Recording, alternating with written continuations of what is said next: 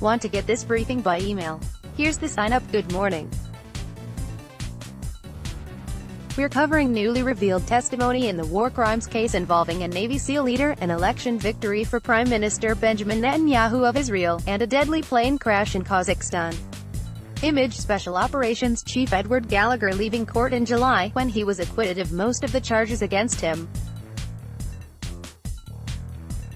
Credit: John Gastaldo, Zuma Wire. The SEALs who turned in Edward Gallagher in tearful, anguished testimony to Navy investigators, members of Alpha Platoon, SEAL Team 7, described their leader, Special Operations Chief Edward Gallagher, as toxic and freaking evil. Video recordings of the interviews, which were obtained by the Times, were used in the prosecution of Chief Gallagher on war crimes charges including murder. He was acquitted by a military jury in July of all but a single relatively minor charge, and was later cleared of all punishment by President Trump. The interviews broke an unwritten code of silence among members of one of the nation's most elite commando forces. In them, 3 SEAL members said they had seen Chief Gallagher shoot civilians in Iraq and fatally stab a wounded captive. The details: 7 members of the 22-person platoon testified at Chief Gallagher's trial that they had seen him commit war crimes. 2 said they hadn't seen any evidence of crimes, and others did not cooperate. Crucially, 1 SEAL member who had accused the chief during the investigation later changed his story on the witness stand. Response: Chief Gallagher has insisted that the charges against him were concocted by team members who couldn't meet his high standards. His lawyer said the interviews with the SEALs contained inconsistencies and falsehoods that created a clear roadmap to the acquittal. Watch. The videos are featured in the latest episode of the weekly The Times' TV show. It's available to stream now on Hulu and will air on Sunday at 10 p.m. Eastern on FX. A new Saudi strategy: diplomacy since the U.S. decision not to respond forcefully after an attack on 2 Saudi oil facilities in September. The kingdom has quietly reached out to its enemies in the Middle East, worried that it can no longer count on Washington for defense. The Saudi Crown Prince, Mohammed bin Salman, has stepped up talks with rebels in Yemen and even engaged in indirect negotiations with Iran, the kingdom's regional arch-nemesis that U.S. and Saudi officials say was behind the September attacks. Background: for decades, the U.S. has kept open the possibility of using force to ensure the flow of oil from the Persian Gulf. Another angle: in an effort to shift its economy away from dependence on the petroleum industry, Saudi Arabia is spending billions to promote itself as a tourist destination.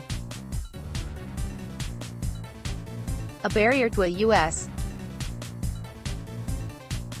border wall. Among the challenges to constructing the 450 miles of new wall along the border with Mexico that President Trump has promised by 2021, access to private land may be the biggest.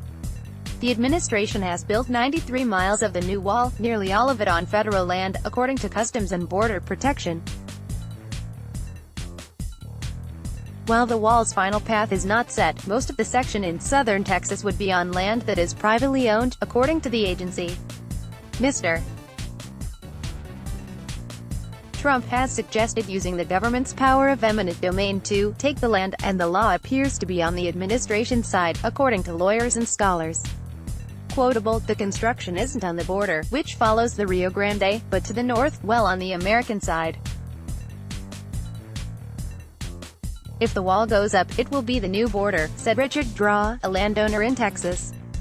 Loyalty abides for Bernie Sanders months after a heart attack threatened his Democratic presidential campaign. The Vermont senator is at or near the top of polls in Iowa and other early voting states, driven in no small part by the enthusiasm of his supporters.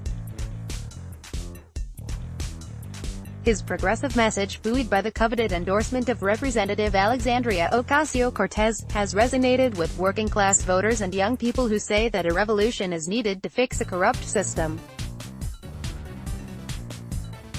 Mr. Sanders' fans are unwavering. A recent poll from the Des Moines Register showed that among likely Democratic caucus-goers who said Mr. Sanders was their top choice, 57% said their minds were made up. No other candidate registered above 30%. Quotable, "From my conversations, it appears that people are not ambivalent about Sanders," said a Democratic Party official in Iowa. They are either behind him or he is not on their list of potential candidates. Another angle, financial firms are creating bundles of investments that are tailored to different outcomes in November. Market participants agree that the U.S. election is the big event for 2020, said a saleswoman at Goldman Sachs. If you have 10 minutes, this is worth it. Making ends meet. 5 cents at a time. In New York City, a shadow economy has sprouted up around recyclable bottles and cans. Dionysia Rivera, above, sells the items she collects on the Upper East Side. Our reporter takes you inside the world of canning, which provides a lifeline to thousands as stable low-skill jobs disappear in the city. Here's what else is happening. Israel's leader wins vote. Prime Minister Benjamin Netanyahu easily defeated a challenger for the leadership of the conservative Likud party, but his victory is likely to perpetuate the country's political deadlock. Plane crash in Kazakhstan. At least 12 people were killed today when a passenger jet carrying 98 crashed into a building shortly after takeoff from the city of Almaty. Deadline for wildfire victims. A team in California is racing to find those who are eligible to submit claims against the state's largest utility.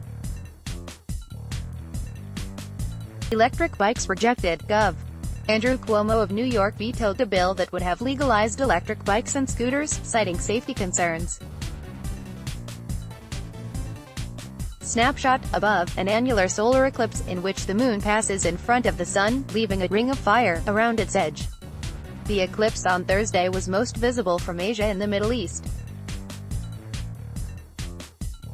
News Quiz. Revisit the toughest questions from 2019.52 Places Traveler. As he nears the end of his year-long trip, our columnist finds himself confounded in California. Modern love. In this week's column, a New Year's Eve eviction leads to confusion, courage and grace for a mother and daughter. What we're reading. This Twitter thread started by Jeff Loveness, a writer and actor.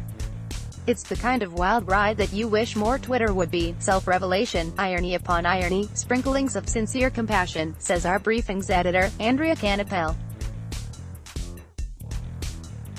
Though if you just revealed something grave to your adult child over the holidays, maybe skip. Now, a break from the news. Cook. Shrimp scampi is an easy crowd pleaser. See, Phoebe Waller-Bridge, the baby and the phenomenon of slime are the subjects of some of our favorite culture photographs from 2019. Read, a scathing analysis of Brexit is among 10 new books we recommend this week. Smarter living. Toaster ovens keep getting smarter and more powerful, but what really works for you? Our tech columnist's trial runs might help you narrow the options. And now for the backstory on the gray whale migration. If you traveled for the holidays, you may be grumbling about the hours on the road. You've got nothing on the gray whale. About 20,000 of them have begun their 5,000-mile southern migration from the icy waters off Alaska, where they've been fattening up for months on a diet of invertebrates sucked up from sea mud and strained out by the bristly baleen in their huge mouths. The whales pass within a few miles of shore, so spectators and volunteer counters have gathered for decades to count their telltale plumes. Oregon's Whale Watch Week, for example, begins today. The whales are bound for Baja California, where higher temperatures are more suitable for giving birth. The calves have only a thin layer of the blubber that protects adult whales. But the Baja mud offers little sustenance, so the whales return north within months, babies in tow. The 10,000-mile round trip ranks as one of the longest of any mammal, rivaled only by another baleen whale, the humpback. That's it for this briefing. See you next time. Chris. Thank you. Mark Josephson and Raylan Brooks provided the break from the news. Andrea Canapel, the briefing's editor, wrote today's backstory. You can reach the team at briefing@nytimes.com. P.S. We're listening to The Daily. Today's episode revisits how family history websites have been used by law enforcement to track down suspects and win convictions. Here's today's mini crossword, and a clue. Land on one side of Mount Everest, 5 letters. You can find all our puzzles here. This Sunday, the print edition of the Times has a special section for kids, on the human body. Let's block ads. Why?